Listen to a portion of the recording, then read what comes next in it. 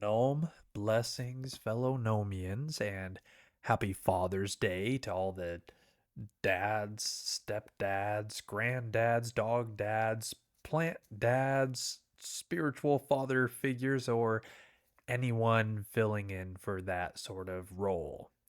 And also excuse the stuffed upness and the sniffles. I just mowed the lawn and a question I've had for a long time is how is it that humans have been on this planet for thousands of years, yet we can still be allergic to it? Being allergic to grass, that's a ridiculous concept. But, anyways, that has nothing to do with today's episode. Today is one that, when I first started the Church of Gnome, I wouldn't have really expected this to be a more pressing episode to do. But this is one that's based on a topic that's come up over and over again in my inbox and the various online groups and forums. And yeah, it's not one that I would have predicted, but it's about how a lot of people who are reaching out to me are people who have grown up in very intense fundamentalist religions, or people who spent years in various high control churches. A lot of people have reached out saying how they have walked away from either being raised in a cult or joining a cult at some point in their life, not really realizing what they were getting into, or people who have walked away from something a little bit more mainstream but are still carrying some of the guilt or shame or various fear or spiritual wounds that came along from the spot that they were in. And another thing that I've heard over and over again is how, for a lot of people who have experienced that, the Church of Gnome has been a bit of a relief for them. And I'm super grateful and honored that so many people feel that way, that this ridiculous place that we've all made this community up to be is something that can be so healthy and healing for people who have experienced those sort of traumas. And, the Church of Gnome, we're not trying to offer all the answers, or, we're just making room for everyone, and room for joy, humor, mystery, for rebuilding, not from pressure but from presence, and room for people to be curious again without fear, to belong again without conditions. And that's what this one's about. It's for the people who have had to leave what they once called sacred, not because they stopped caring, but because they cared too much to stay in something that is no longer holding truth or love. And we're going to talk about what happens when you walk away from a belief system, but still feel drawn to something bigger, when you no longer have the same words, but still feel the same presence of something sacred underneath it all. We'll talk about what gets lost, what's worth keeping, how to let yourself grieve without rushing to replace what you've left, because you don't need to have it all figured out. You don't need to land on some sort of new label. You don't need to perform your healing. You just need somewhere that doesn't ask you to leave your soul or your sense of humor at the door. And if that's what you've been looking for, well, then welcome. So let's start this one out with where that journey often begins, not with answers, but with something breaking open. People don't usually walk away from a religion casually. It's not something most do on a whim.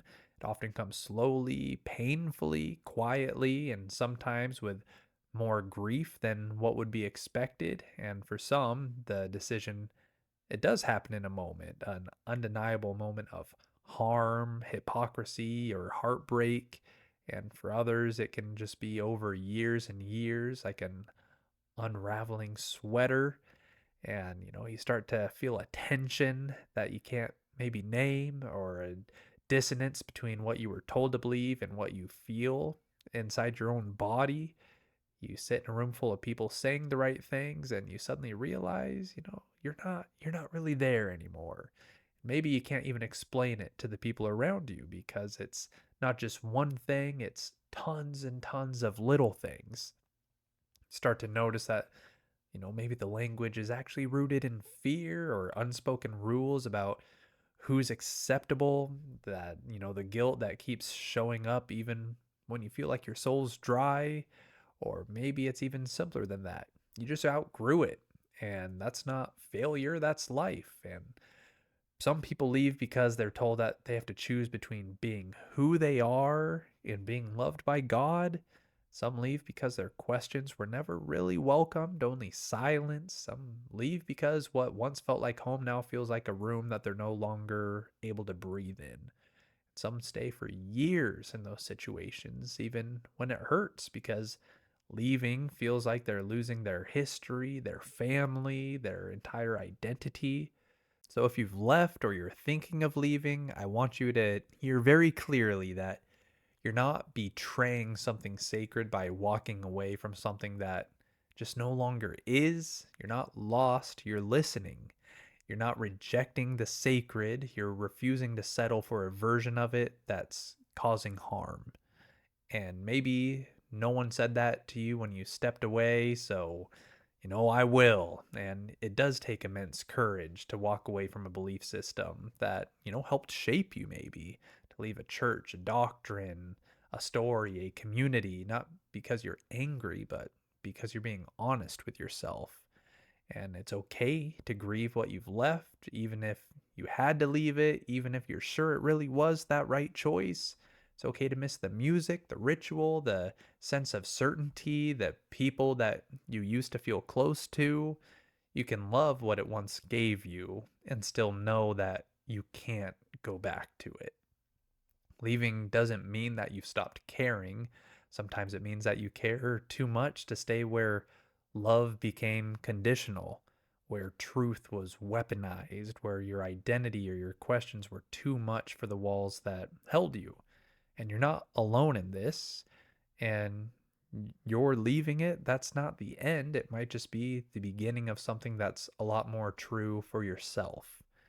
And one of the hardest parts of leaving a spiritual path isn't necessarily the leaving itself, it's what you lose along the way. And not all of it is bad, some of it needed to go. The fear, the shame, the pressure to make holiness a performance, the quiet knowing that if you questioned too much or loved the wrong person or didn't conform, that there would be consequences. And those things, yeah, fuck that. Get them out of here. That's not sacred and that's not love. But then there's everything else, the parts that maybe you didn't want to lose, the songs, the rituals, the comfort, the prayers that gave your heart somewhere to rest, the feeling of being held by something bigger than yourself, even if that something like feels a little bit more distant now. And when you walk away from a religion or a belief system, it can feel like you're walking away from the sacred itself, like it was all tied together in a very fragile bundle. And if you let go of one thread, the whole thing's going to unravel. But I don't believe that. And I don't believe that the sacred belongs to any one religion, that the sacred is locked inside of a building, a doctrine, or a hierarchy. I do believe that the sacred is still yours. You can leave the dogma and keep the wonder. You can let go of the fear and still light a candle when you want something to pray to. You can reclaim silence, reclaim breath, reclaim ritual on your own terms. You don't have to throw everything away just because the system you were part of failed you.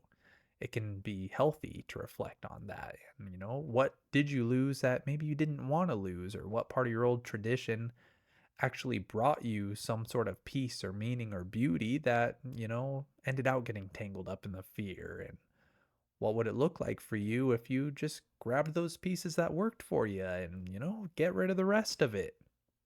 You're allowed to keep the good, to reimagine it, to soften it, to set it down, pick it up again in a new form. You're allowed to light incense, not because someone told you to, but because your spirit finds rest in that. Or you're allowed to bless your meals, not out of obligation, but out of your own quiet gratitude. You're allowed to talk to the sky, to believe in something, or to not know what you believe and to still feel, that there's something stirring in your chest when the light hits the trees just right. The sacred is not gone, it's just waiting to be met in a different way. And the beauty of that is you get to decide what you keep.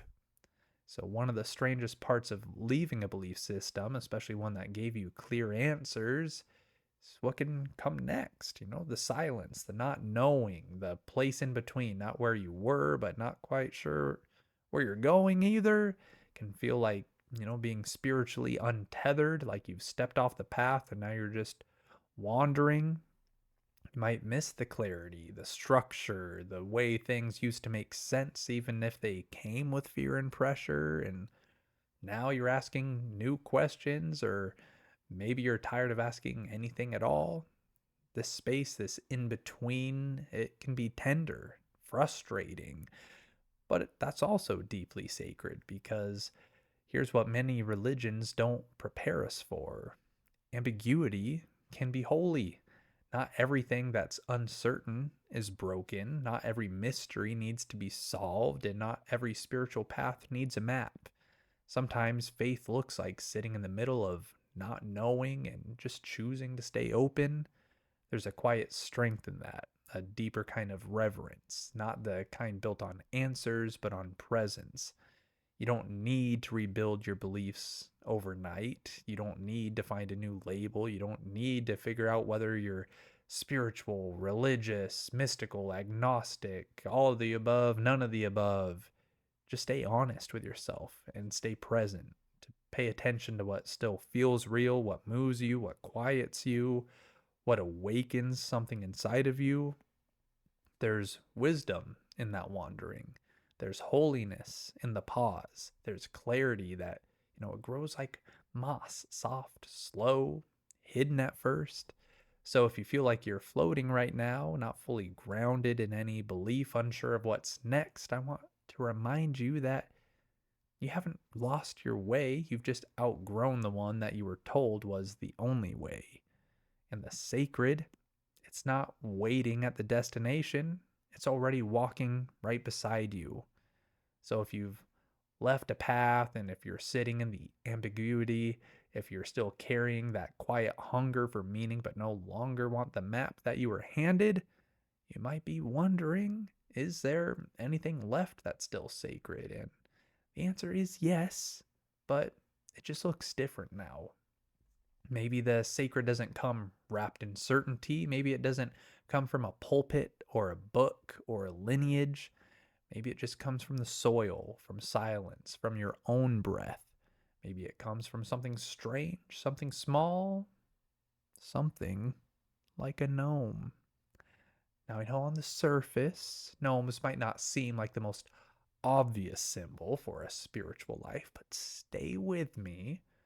Gnomes in folklore are quiet beings, earth connected, humble. They're not worshipped. They don't demand rituals. They don't speak in commands or require perfection.